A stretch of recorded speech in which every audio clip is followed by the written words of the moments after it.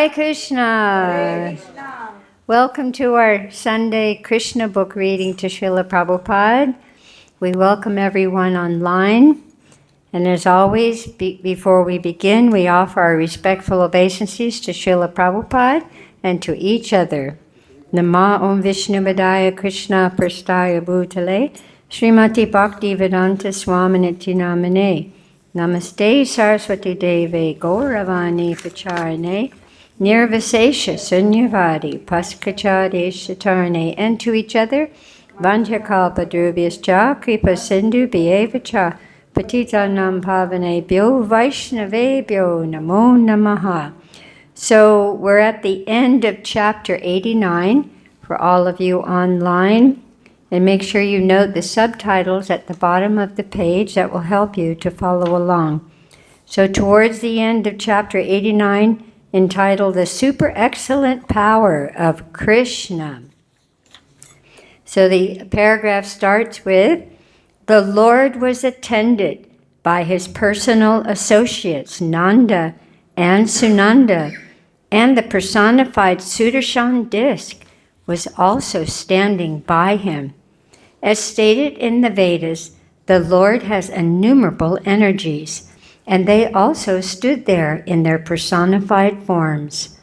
The most important among them were as follows: Pusti, the energy for nourishment; Shri, the energy of beauty; Kirti, the energy of reputation; and Aja, the energy of material creation. All these energies are invested in the administrators of the material world, namely Lord Brahma, Lord Shiva, and Lord Vishnu, and also in Indra, the king of the heavenly planets, Chandra, Varuna, and the sun god. In other words, all these demigods being empowered by the Lord with certain energies,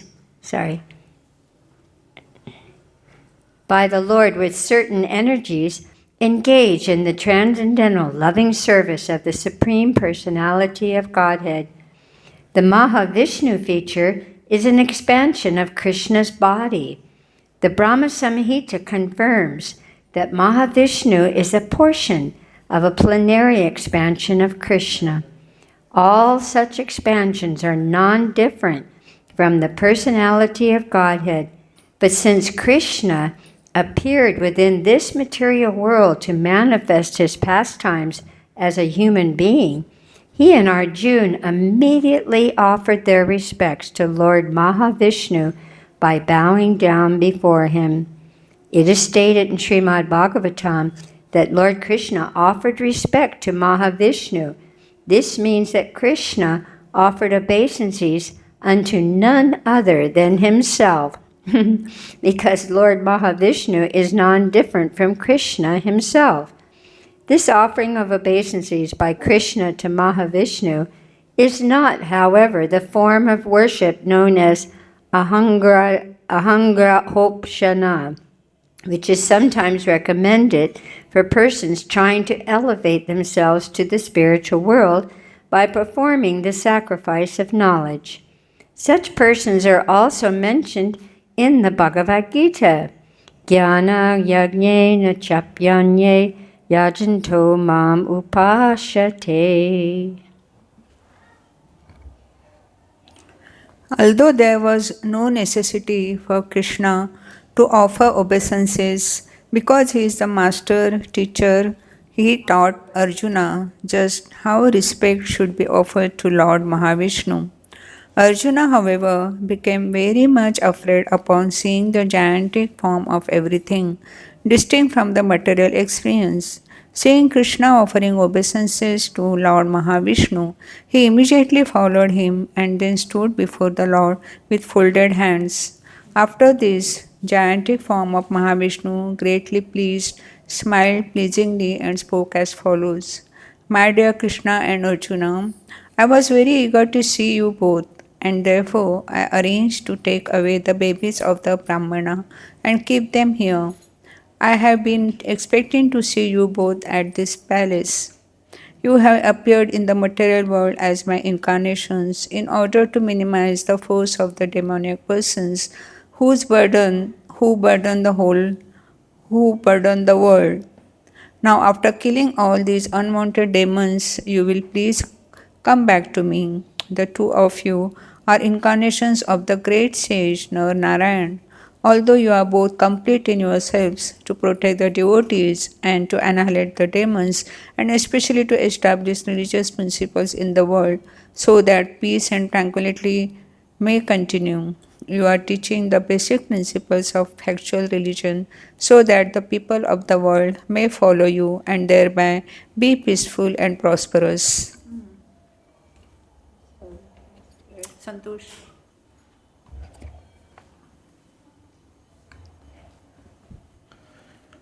Lord Krishna and Arjuna then offered their obeisances to Lord Mahavishnu, and taking back the Brahmana's children, they returned to Dwarika via the same route by which they had entered the spiritual world. All the children of the Brahmana had duly grown up. After returning to Dwarika, Lord Krishna and Arjuna delivered to the Brahmana all of his sons.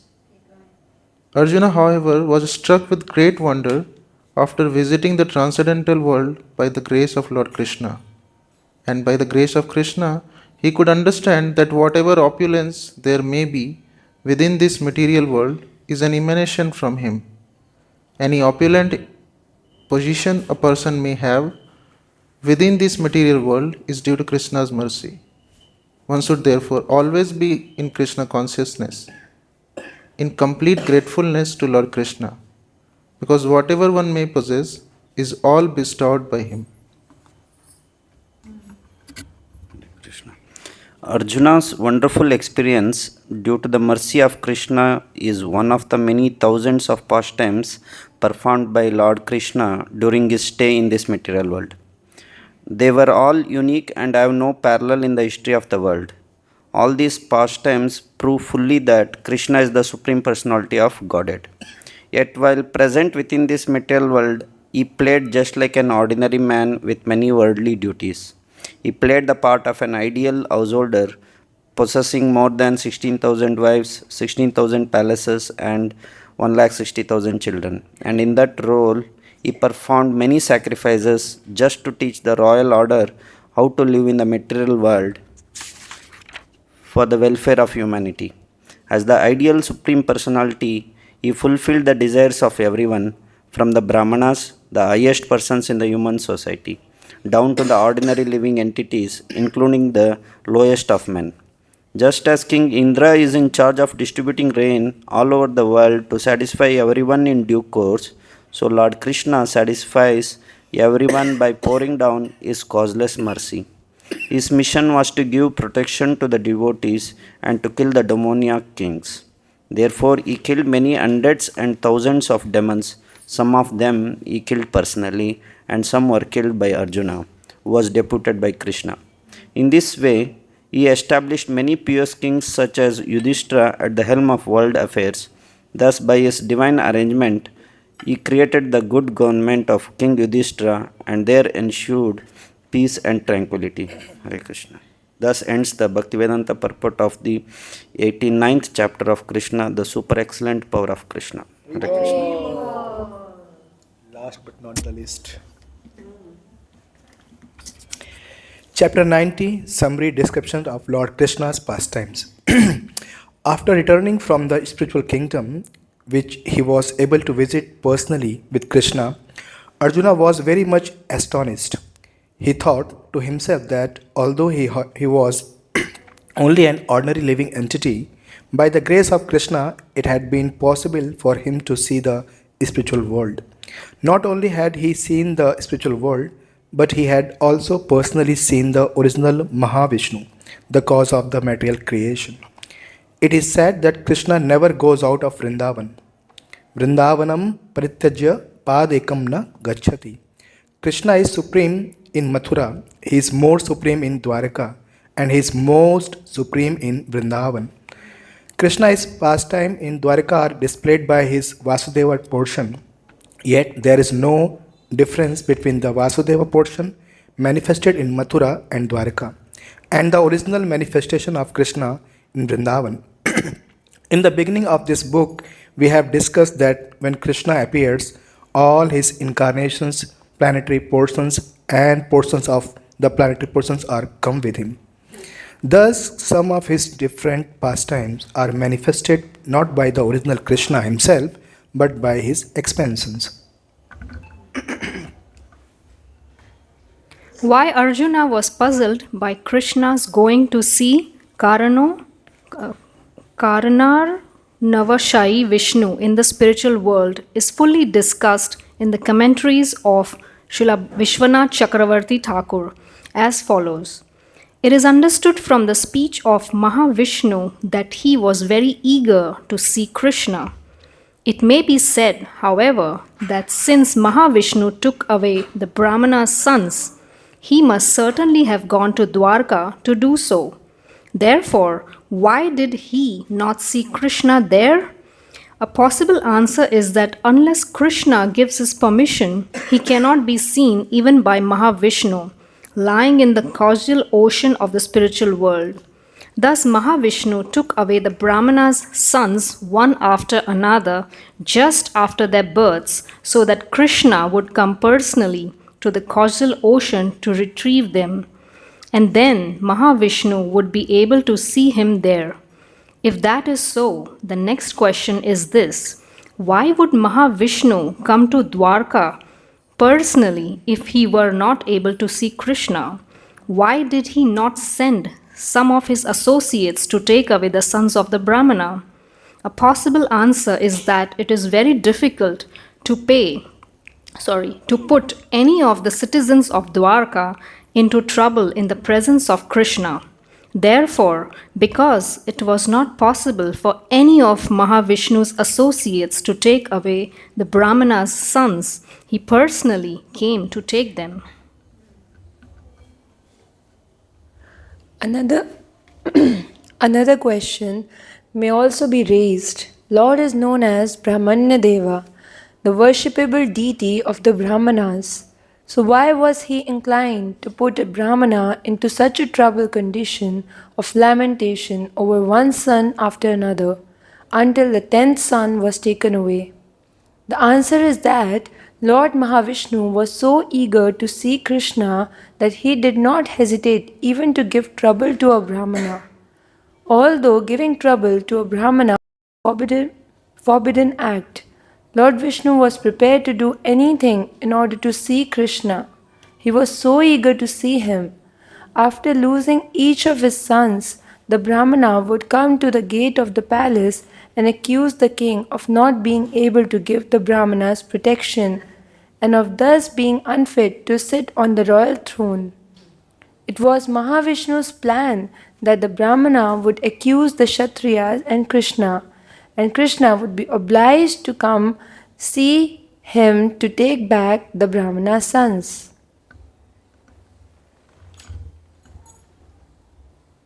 Still, another question may be raised. If Mahavishnu cannot see Krishna, then how was Krishna obliged to come before him, after all, to take back the sons of the Brahmana? The answer is that Lord Krishna went to see Lord Mahavishnu not exactly to take back the sons of the Brahmana, but only for Arjuna's sake. His friendship with Arjuna was so intimate that when Arjuna prepared himself to die by entering a fire, Krishna wanted to give him complete protection. Arjuna, however, would not desist from entering the fire unless the sons of the Brahmana were brought back. Therefore, Krishna promised him, "I shall bring back the Brahmana's sons. Do not try to commit suicide." If Lord Krishna were going to see Lord Vishnu only to reclaim the sons of the Brahmana, then he would not have waited until the 10th son was taken. But when the 10th son was taken away by Lord Mahavishnu, and when Arjuna was therefore ready to enter the fire because of his promise was going to prove false, That serious situation made Lord Krishna decide to go with Arjuna to see Mahavishnu. It is said that Arjuna is an empowered incarnation of Narayan. He is even sometimes called Narayan. The Narayan incarnation is one of the Lord Vishnu's plenary expansion. Therefore, when Krishna and Arjuna went to see Lord Vishnu, it is to be understood that Arjuna visited in his Narayan capacity, just as Krishna, when he displayed his pastimes in Dwarka, acted in his Vasudeva capacity.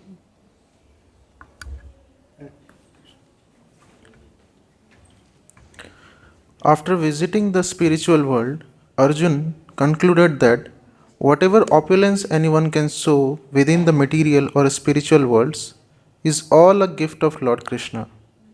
Lord Krishna is manifested in various forms as Vishnu Tattva and Jeev Tattva, or in other words as Swamsa and Vibhinnamsa.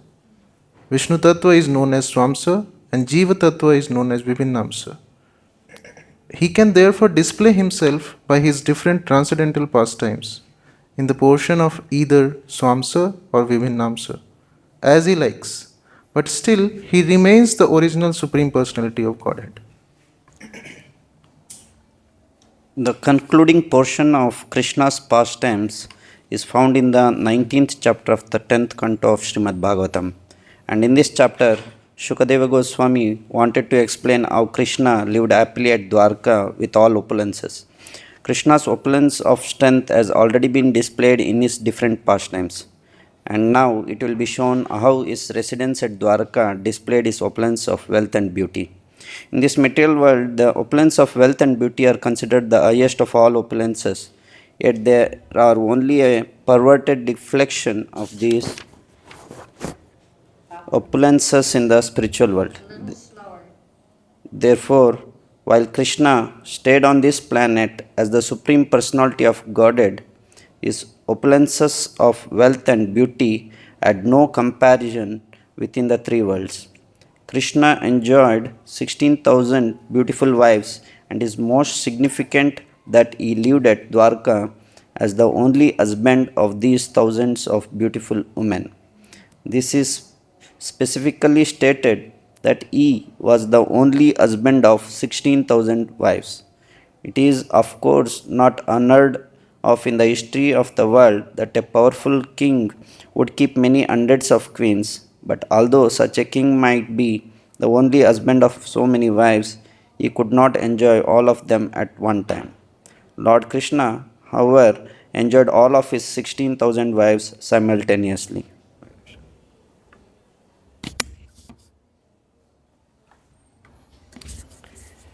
Although it may be said that yogis also can expand their bodies into many forms, the yogi's expansion and Lord Krishna's expansion are not the same.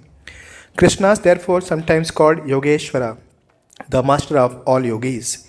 In the Vedic literature, we find that the yogi Subhari Muni expanded himself into 8, but the expansion was like a television expansion. The television image is manifested in millions of expansion, but those expansion cannot act differently. There are simply reflections of the original and can only act exactly as the original does. Krishna's expansion is not material, like the expansion of the television or the yogi. When Narada visited the different places of Krishna, he saw that Krishna in his different expansion was variously engaged in each and every palaces of the queens. It is also said that Krishna lived in Dwarka as the husband of the goddess of fortune. Queen Rukmini is the goddess of fortune, and all the other queens are her expansions. So Krishna, the chief of the Rishni dynasty, enjoyed with the goddess of fortune in full opulence.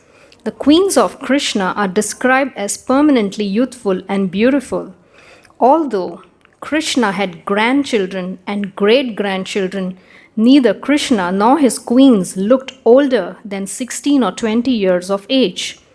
The young queens were so beautiful that when they moved, they appeared like lightning moving in the sky. They were always dressed with excellent ornaments and garments and were always engaged in sportive activities like dancing, singing, or playing ball on the roofs of the palaces. The dancing and tennis playing of girls in the material world are perverted reflections of the original pastimes of the original personality of Krishna, Godhead Krishna, and his wives.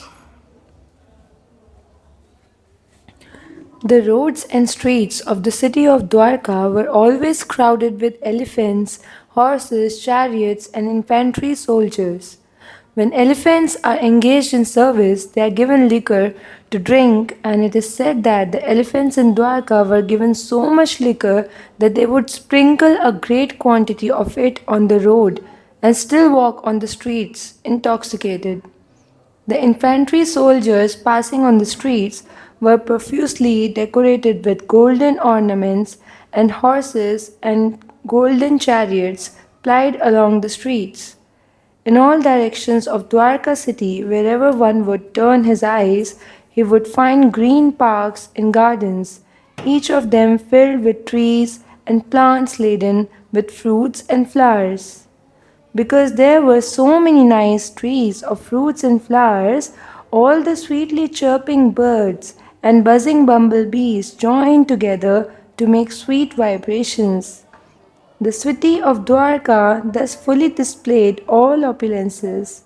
The heroes in the dynasty of Yadu used to think themselves the most fortunate residents of the city, and actually they enjoyed all transcendental facilities. All the 16,000 palaces of Krishna's queens were situated in this beautiful city of Dwarka, and Lord Krishna, the supreme eternal enjoyer of all these facilities, expanded himself into 16,000 forms and simultaneously engaged in different family affairs in those 16,000 palaces. In each and every one of the palaces there were nicely decorated gardens and lakes. The crystal clear water of the lakes contained many blooming lotus flowers of different colors, like blue, yellow, white, and red, and the saffron powder from the lotus flowers was blown all around by the breeze. All the lakes were full of beautiful swans, ducks, and cranes, crying occasionally with melodious sounds. Lord Sri Krishna sometimes entered those lakes or the rivers with his wives and enjoyed swimming pastimes with them in full jubilation. Sometimes the wives of Lord Krishna, who were all goddesses of fortune, would embrace the Lord in the midst of the water while swimming or taking a bath, and the red vermilion of kumkum decorating their beautiful breasts would adorn the chest of the Lord with a reddish color. The impersonalist would not dare believe that in the spiritual world there are such varieties of enjoyment, but in order to demonstrate the factual, ever blissful enjoyment in the spiritual world, Lord Krishna descended to this planet and showed that the spiritual world is not devoid of such pleasurable facilities of life. The only difference is that in the spiritual world, such facilities are eternal, never-ending occurrences, whereas in the material world, they are simply impermanent, perverted reflections. When Lord Krishna was engaged in such enjoyment, the Gandharvas and professional musicians were glorifying him, were melodious musical concerts accompanied by kettle drum, mridanga, and other drums, along with the stringed instruments and brass bugles, and the whole atmosphere would change into a greatly festive celebration. In a festive mood, the wives of Lord would sometimes sprinkle water on his body with a syringe-like instrument, and the Lord would similarly wet the bodies of the queens. When Krishna and the queens engaged themselves in these pastimes, it seemed as if the heavenly king Yaksharaj were engaged in pastimes with his many wives. Yaksharaj is also known as Kuvera and is considered the treasurer of the heavenly kingdom. When the wives of Lord Krishna thus became wet, Their breast and thighs would increase in beauty 1,000 times, and their long hair would fall down to decorate those parts of their bodies. The beautiful flower placed in the hair would fall, and the queens, seemingly harassed by the lords throwing water at them, would approach him on the plea of snatching the syringe like instrument. This attempt would create a situation wherein the Lord could embrace them as they willingly approach him.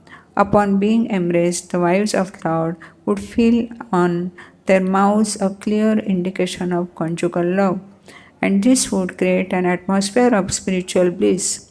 When the garland on their necks of the Lord then touched the breast of the queens, their whole bodies become covered with saffron yellow.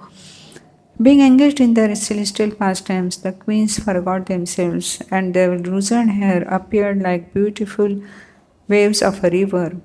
When the queen sprinkled water on the body of Krishna, or he sprinkled water on the bodies of the queens, the whole situation appeared just like that of an elephant enjoying in a lake with many she elephants. Santosh.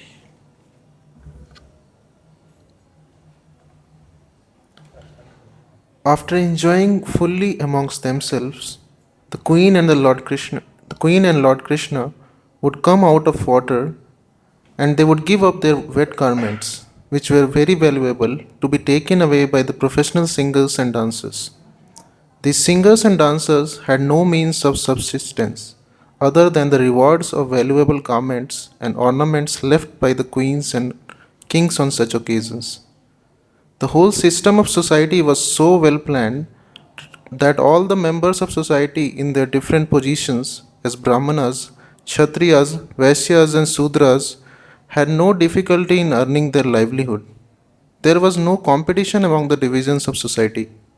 The original conception of the caste system was so planned that one group of men engaged in a particular type of occupation would not compete with another group of men engaged in a different occupation.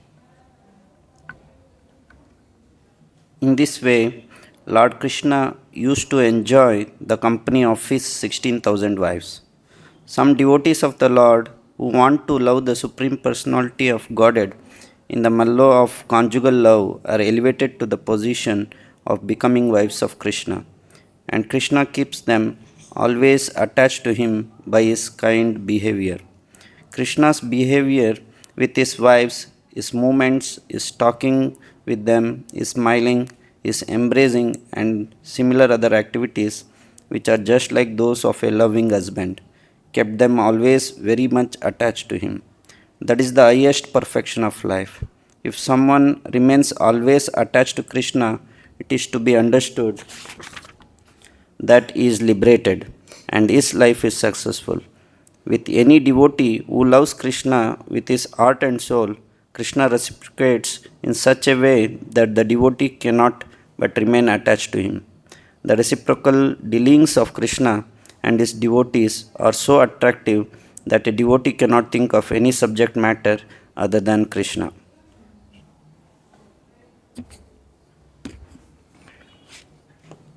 The queen said, for all the queens, yeah, well, that's I'm reading. For all the queens, Krishna was their only worshipable object. They were always absorbed in thought of Krishna, the lotus-eyed and beautiful blackish personality of Godhead. Sometimes, in thought of Krishna, they remained silent, and in great ecstasy of bhava and anubhava, they sometimes spoke as if in delirium. Sometimes, even in the presence of Lord Krishna, they vividly described the pastimes they had enjoyed in the lake of river with him. Some of such talk is described here. The queen said, "Dear quarry bird, now it is very late at night. Everyone is sleeping. The whole world is now calm and peaceful.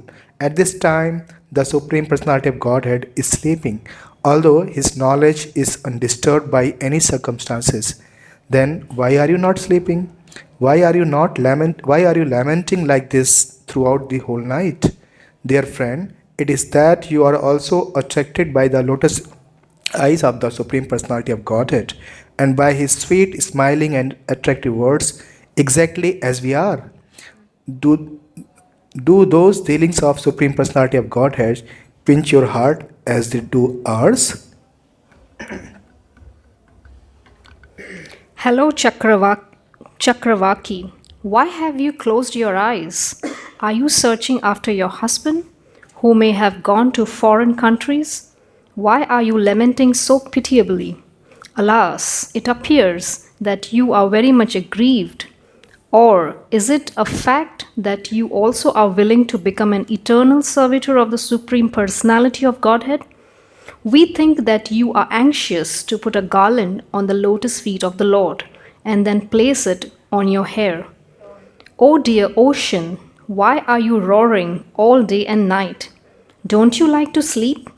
We think you have been attacked by insomnia, or if we are not wrong, our dear Shamsundar has tactfully taken away your gravity and power of forbearance, which are your natural qualifications. Is it a fact that for this reason you are suffering from insomnia like us? Yes, we admit that there is no remedy for this disease. Dear Moon God, we think you have been attacked by a severe type of tuberculosis. For this reason, you are becoming thinner and thinner day by day. O Lord, you are now so weak that your thin rays cannot dissipate the darkness of night. Or is it a fact that, just like us, you have been stunned by the mysteriously sweet words of our Lord Shamsundar? Is it a fact that it is because of this severe anxiety that you are so grave?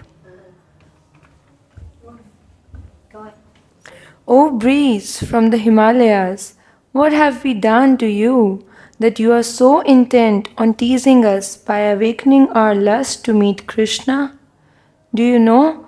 Do you not know that we have already been injured by the crooked policy of the personality of Godhead? Dear Himalayan breeze, please know that we have already been stricken. There is no need to injure us more and more. Dear beautiful cloud, the color of your beautiful body exactly resembles the bodily hue of our dear most Shamasundar. We think, therefore, that you are very dear to our Lord, the chief of the dynasty of the Yadus. And because you are so dear to him, you are absorbed in meditation, exactly as we are. We can appreciate that your heart is full of anxiety for Shamasundar. You appear excessively eager to see him, and we see that for this reason only, drops of tears are gliding down from your eyes, just as they are from ours. Dear black cloud, we must admit frankly that to establish an intimate relationship with Shamasundar means to purchase unnecessary anxieties while we are otherwise comfortable at home. Generally, the cuckoo sound, its cooing vibration at the end of night or early in the morning. When the queens heard the cooing of the cuckoos at the end of night, they said, "Dear cuckoo, your voice is very sweet. As soon as you vibrate your sweet voice, we immediately remember Sham Sundara because your voice exactly resembles his. We must frankly admit that your voice is imbued with nectar, and it is so invigorating that it's competent to bring back life to those who are almost dead in separation from their dearest friend. So we are very much obliged to you, because let us know how we can welcome you or how we can do something for you."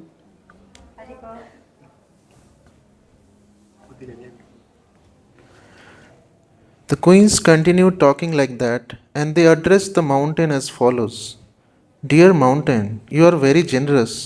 By your gravity only, the whole crust of this earth is properly maintained. Although, because you are discharging your duties very faithfully, you do not know how to move. Because you are so grave, You do not move hither and thither, nor do you say anything. Rather, you always appear in a thoughtful mood. It may be that you are always thinking of a very grave and important subject matter, but we can guess very clearly that who you are thinking of. We are sure that you are thinking of placing the lotus feet of Shyamsundar on your raised peaks, as we want to place his lotus feet on our raised breasts. Dear dry rivers, we know that because this is the summer season, all your beds are dry and you have no water. Because all your water has now been dried up, you are no longer beautified by the blooming lotus flowers. At the present moment, you appear very lean and thin. So we can understand that your position is exactly like ours. We have lost everything due to being separated from Shyamasundara, and we no longer hear his pleasing words.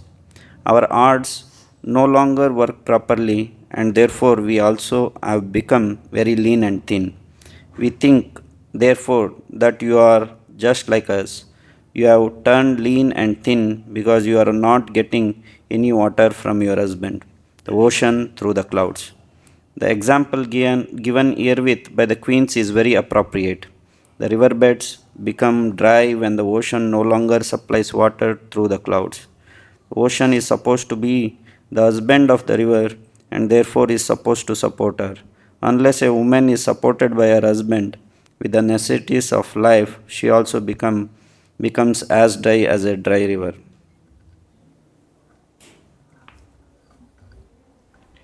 One queen addressed a swan as follows: My dear swan, please come here. Come here. You are welcome. Please sit down and take some milk. My dear swan, can you tell me if you have any message from Shyam Sundar? I take you to be a messenger from him. If you have any such news, please tell me. Our Shyam Sundar is always very independent. He never comes under the control of anyone. We have all failed to control him, and therefore we ask you, is he keeping himself well? I may inform you that Shyam Sundara is a very fickle. His friendship is always temporary. It breaks even the slight agitation. But would you kindly explain why he is so unkind to me? Formerly, he said that I alone am his dearmost wife. Does he remember this assurance? Anyway, you are welcome. Please sit down, but I cannot accept your entreaty to go to Shyam Sundara. When he does not care for me, why should I be mad after him? I am very sorry to let you know that you have become the messenger of a poor hearted soul. You are asking me to go to him, but I am not going. What is that? You talk of his coming to me? Does he desire to come here to fulfill my long expecting of him? All right, you may bring him here, but don't bring him with him his most beloved goddess of fortune. Do you think that he cannot be separated from the goddess of fortune even for a moment? Could he not come here alone without Lakshmi? His behavior is very displeasing. Does he mean that without Lakshmi, Shyam Sundara cannot be happy? Can he be happy with any other wife? Does it mean that the goddess of fortune has the ocean of love for him and none of us can compare to her? So many questions. All the wives of Lord Krishna were completely absorbed in thought of him. Krishna is known as Yogeshwara, the master of all yogis, and all the wives of Krishna at Dwarka used to keep this Yogeshwara within their hearts. Instead of trying to be master of all yogic mystic powers, it is better if one simply keeps the supreme Yogeshwara Krishna within his heart. Thus, one's life can become perfect and one can very easily be transferred to the kingdom of God. It is to be understood that all the queens of Krishna who lived with him at Dwarka were in their previous lives very greatly exalted devotees who wanted to establish a relationship with Krishna in conjugal love. Thus, they were given the chance to become his wives and enjoy a constant loving relationship with him. Ultimately, they were all transferred to the Vaikuntha planets. The Supreme Absolute Truth, Personality of Godhead, is never impersonal. All the Vedic scriptures glorify the transcendental performance of his various personal activities and pastimes. It is said that in the Vedas and in the Ramayana, only the activities of the Lord are described. Everywhere in the Vedic literature, his glories are sung. As soon as soft hearted people, such as women, hear those transcendental pastimes of Lord Krishna, they immediately become attracted to him. Soft hearted women and girls are therefore very easily drawn to the Krishna conscious movement. One who is thus drawn to the Krishna consciousness movement and tries to keep himself in constant touch with such consciousness certainly gets the supreme salvation going back to Krishna in Golok Vrindavan. If simply by developing Krishna consciousness one can be transferred to the spiritual world, one can simply imagine how blissful and blessed were the queens of Lord Krishna, who talked with him personally and saw Lord Krishna face to face. No one can properly describe the fortune of the wives of Lord Krishna. They took care of him personally by rendering various transcendental services like bathing him, feeding him, pleasing him, and serving him. Thus, no one's austerities can compare to the service of the queens at Dwarka.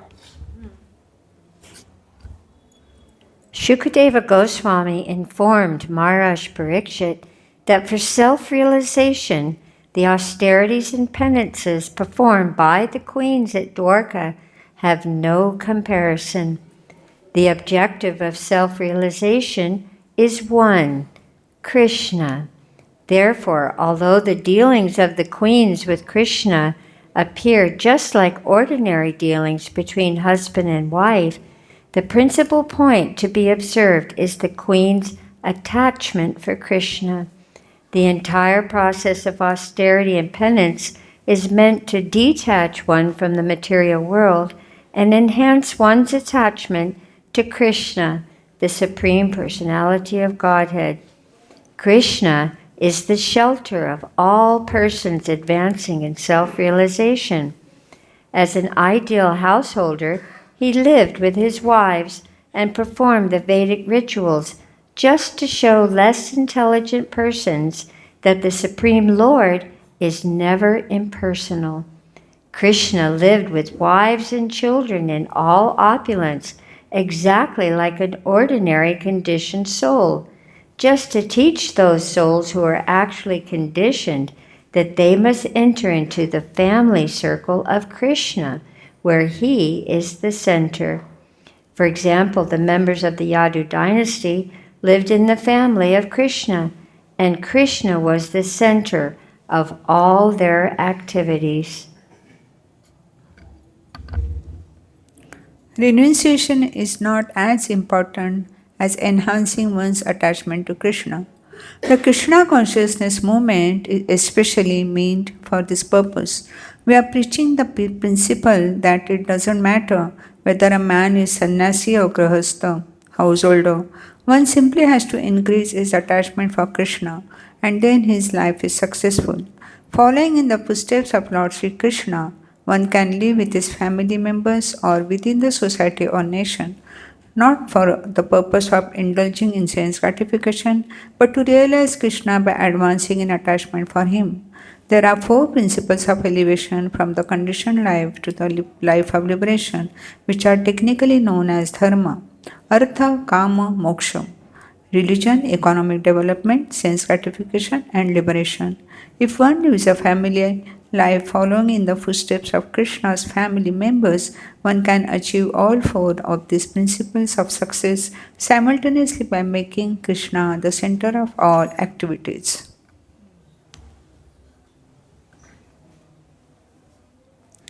It is already known to us that Krishna had 16,108 wives. All these wives were exalted liberated souls. and among them Queen Rukmini was the chief. After Rukmini, there were 7 other principal wives, and the names of the sons of these 8 principal queens have already been mentioned. Besides the sons born of these 8 queens, Lord Krishna had 10 sons by each of other queens. Thus, altogether, Krishna's sons numbered 16,108 times 10. One should not be astonished to hear that Krishna had so many sons. One should always remember that Krishna is the Supreme Personality of Godhead and that he has unlimited potencies. He claims all living entities as his sons. So the fact that he had 1,61,080 sons attached to him personally should be no cause for astonishment. Among Krishna's greatly powerful sons, 18 sons were Maharathas. The Maharathas could fight alone against many thousands of foot soldiers, charioteers, cavalry, and elephants. The reputations of these 18 sons are very widespread and are described in almost all the Vedic scriptures. The 18 Maharathas' sons are listed as Pradyumna, Aniruddha, Diptiman, Banu, Samba, Madhu, Bruhad Banu, Chitrabanu, Ruka, Aruna, Pushkara, Vedabahu, Shrutadeva, Sunandana, Chitrabahu, Virupa, Kavi, and Nyagroda. Of these 18 Maharathas, sons of Krishna, Pradyumna is considered the foremost. Pradyumna happened to be the eldest son of Queen Rukmini, and he inherited all the qualities of his great father, Lord Krishna. He married the daughter of his maternal uncle Rukmi, and from that marriage Anuruddha was born. Aniruddha was so powerful that he could fight against 10,000 elephants. He married the granddaughter of Rukmi, the brother of his grandmother Rukmini. Because the relationship between these cousins was distant, such a marriage was not uncommon. Aniruddha's son was Vajra, and when the whole Yadu dynasty was destroyed by the curse of some Brahmanas, only Vajra survived. Vajra had one son whose name was Pratibahu. The son of Pratibahu was named Subahu, the son of Subahu was named Shantasena, and the son of Shantasena was Satasena.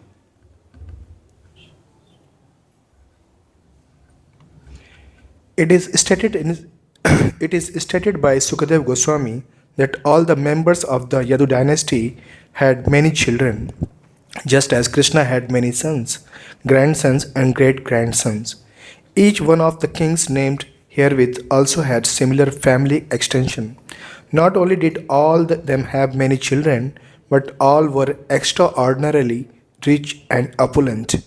None of them were weak or short lived. And above all the members of the Yadu dynasty were staunch devotees of the Brahminical culture. It is the duty of the Kshatriya kings to maintain the Brahminical culture and protect the qualified Brahmanas, and all the kings discharged their duties rightly. The members of the Yadu dynasty were so numerous that it would be very difficult to describe them all, even if one had a duration of life many thousands of years. Srila Sukadev Goswami informed Maharaja Parikshit that he had heard all the reliable sources that simply to teach the children of the Yadu dynasty there were many 38 billion tutors as acharyas. If so many teachers were needed to educate their children, one can simply imagine how vast the number of the family members. As for their military strength, it is said that King Ugrasena alone had 10 quadrillion soldiers as personal bodyguards. Before the advent of Lord Krishna within this universe, there were many battles between the demons and the demigods. Many demons died in the fighting, and they all were given the chance to take birth in high royal families on this earth.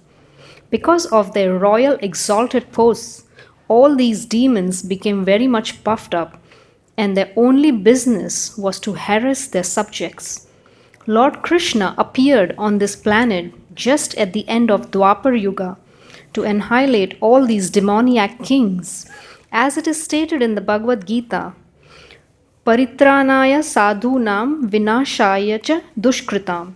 The Lord comes to protect the devotees and annihilate the miscreants. Some of the demigods were asked to appear on this earth to assist in the transcendental pastimes of Lord Krishna. When Krishna appeared, he came in the association of his eternal servitors, but some of the demigods also were requested to come down to assist him, and thus they took their births in the Yadu dynasty. The Yadu dynasty had 101 clans in different parts of the country. All the members of these different clans respected Lord Krishna in a manner befitting his divine position, and all of them were his devotees, heart and soul. Thus, all the members of the Yadu dynasty were very opulent, happy, and prosperous, and they had no anxieties. Because of their implicit faith in and devotion to Lord Krishna, they were never defeated by any other kings. Their love for Krishna was so intense that in their regular activities, in sitting, sleeping, traveling, talking, sporting, cleansing, bathing, they were simply absorbed in thoughts of Krishna and paid no attention to bodily necessities. That is the symptom of a pure devotee of Lord Krishna. Just as when a man is fully absorbed in some particular thought, he sometimes forgets his other bodily activities. The members of the Yadu dynasty acted automatically for their bodily necessities, but their actual attention was always fixed on Krishna. Their bodily activities were performed mechanically, but their minds were always absorbed in Krishna consciousness. Srila Sukdev Goswami has concluded the 90th chapter of the 10th canto of Srimad Bhagavatam by pointing out 5 particular excellences of Lord Krishna. The first excellence is that before Lord Krishna's appearance in the Yadu family, the river Ganges was known as the purest of all things. Even impure things could be purified simply by touching the water of the Ganges. This super excellent power of the Ganges water was due to its having emanated from the toe of Lord Vishnu. But when Lord Krishna, the Supreme Vishnu, appeared in the family of Yadu dynasty, he travelled personally throughout the kingdom of the Yadus, and by his intimate association with the Yadu dynasty, the whole family not only became very famous but also became more effective in purifying others than the water of the Ganges.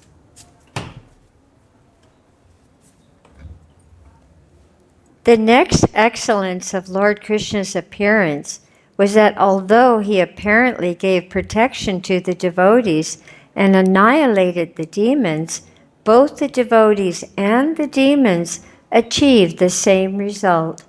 Lord Krishna is the bestower of 5 kinds of liberation, of which Sahuja Mukti, or the liberation of becoming one with the Supreme, was given to demons like Kamsa, whereas the gopis were given the chance to associate with him personally. The gopis kept their individuality to enjoy the company of Lord Krishna, but Kamsa was accepted into his personal Brahmajyoti.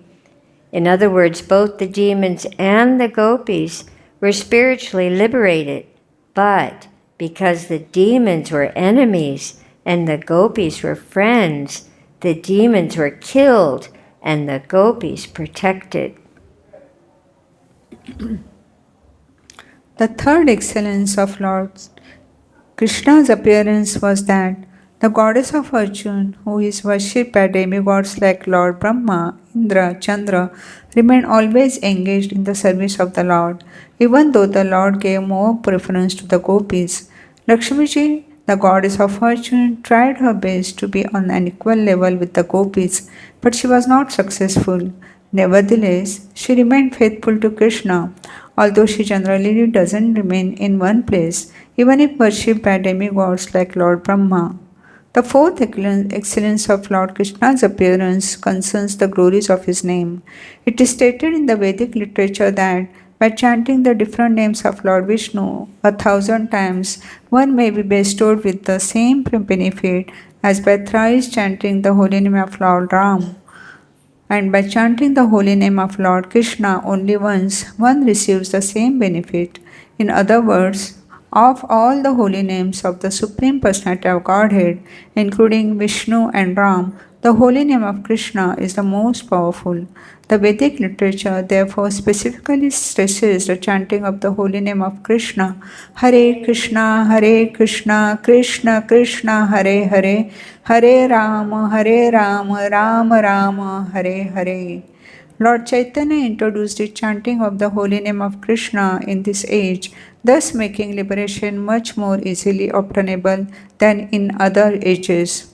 In other words, Lord Krishna is most excellent than his incarnations, although all of them are equally the Supreme Personality of Godhead.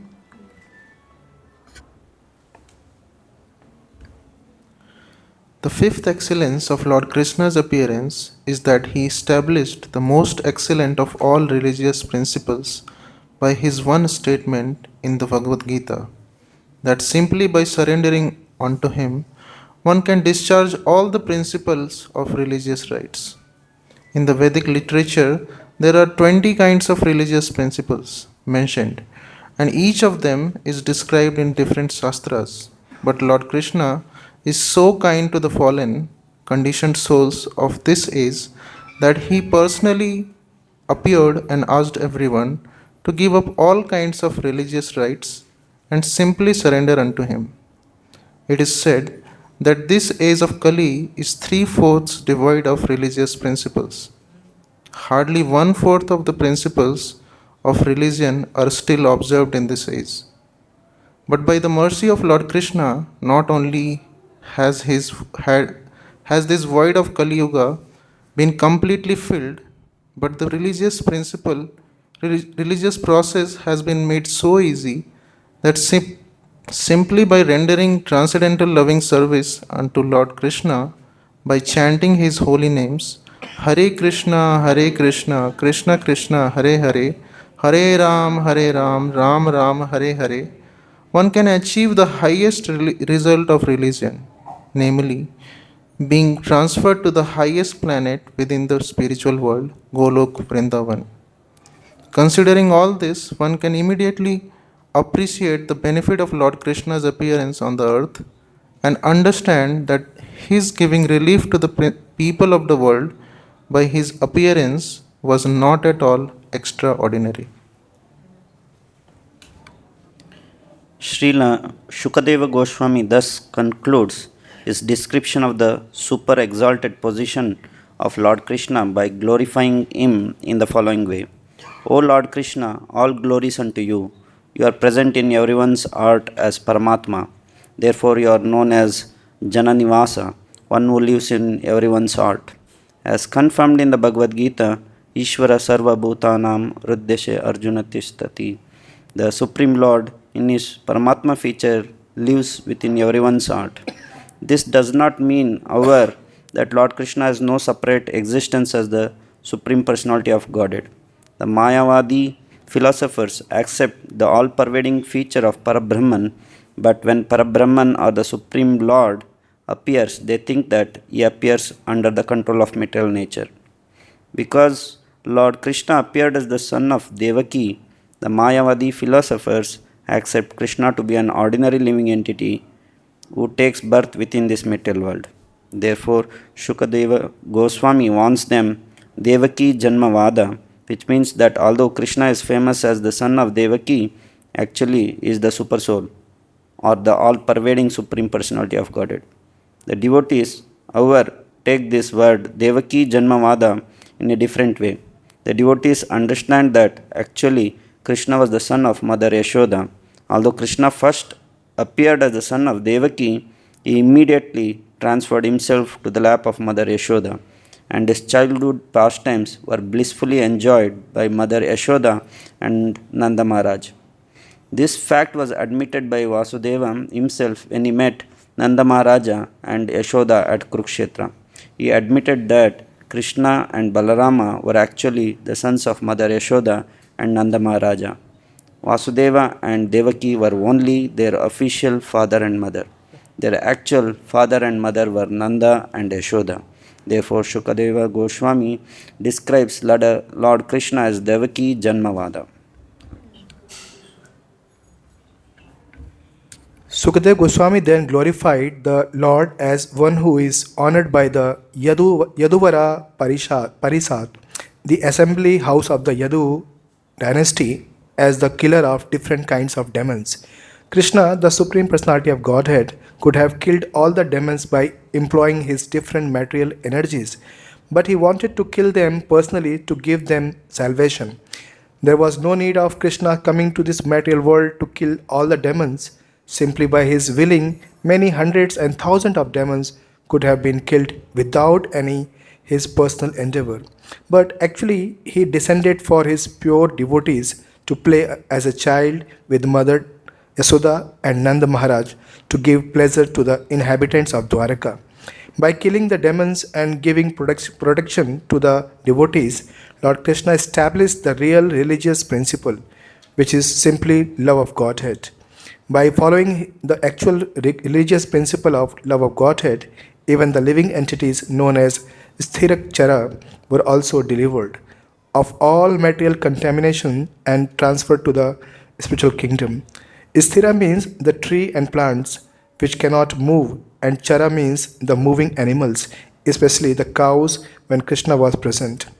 He has delivered all the trees, monkeys, and other plants, and animal who happen to see him and serve him both in Vrindavan and Dwarika. Lord Krishna is especially glorified for giving pleasure to the gopis and the queens of Dwarka. Shukadev Goswami glorifies Lord Krishna for his enchanting smile, by which he enchanted not only the gopis of Vrindavan, but also the queens of Dwarka. The exact words used in this connection are Vardhayan Kamadevam.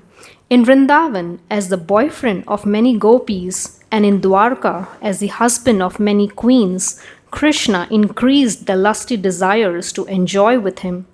For God realization or self realization, one generally has to undergo severe austerities and penances for many thousands of years, and then it may be possible to realize God. But the gopis and the queens of Dwarka, simply by enhancing their lusty desires to enjoy Krishna as their boyfriend or husband, received the highest type of salvation. This behavior of Lord Krishna with the gopis and queens is unique in the history of self realization. Usually, people understand that for self realization, one has to go to the forest or mountains and undergo severe austerities and penances. But the gopis and the queens, simply by being attached to Krishna in conjugal love and enjoying his company in so called sensuous life full of luxury and opulence, achieve the highest salvation, which is impossible to achieve even for great sages and saintly persons. Similarly, such as Kamsa, Dantavakra, and Shishupal, who all treated Krishna as an enemy, also got the highest benefit of being transferred to the spiritual world. Hare Krishna. So that ends our Sunday weekly Krishna book reading to Srila Prabhupada. Thank you, Srila Prabhupada, for your blessings in allowing us to come and read to you. And as always, let us offer our respectful obeisances to Srila Prabhupada and to each other. Namo Vishnu Vidaya Krishna Prasthaya Bhutale Srimati Bhakti-Vedanta Swaminiti Namane Namaste Saraswati Deve Gauravani Pacharane Nirvasesha Sunyavadi Paskachade Shatarane. And to each other, Panchakalpatarubhishcha kripa sindhubhi eva cha patitanam pavanebhyo vaishnavebhyo namo namaha. Jai Srila Prabhupada, Jai Krishna Book, Jai Mahaprasadam distribution. Hare Krishna.